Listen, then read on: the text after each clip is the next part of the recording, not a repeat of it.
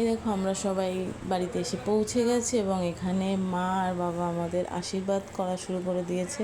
প্রথমে মা হাজব্যান্ডকে আশীর্বাদ করছে, তারপরে আমাকে করবে, আর সকালে ব্রেকফাস্টও দিয়ে দিয়েছে। তো সেই দিনটা কীভাবে কাটিয়েছি দেখতে থাকো এবং এনজয় করতে থাকো।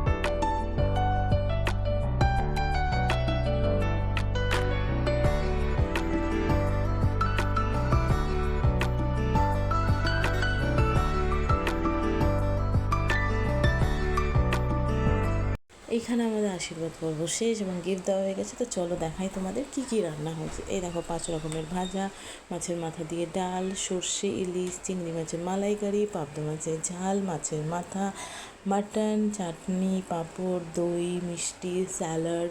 এটা আমার থালা, ওটা হাজব্যান্ডের থালা, আর পাশে রয়েছে ফল।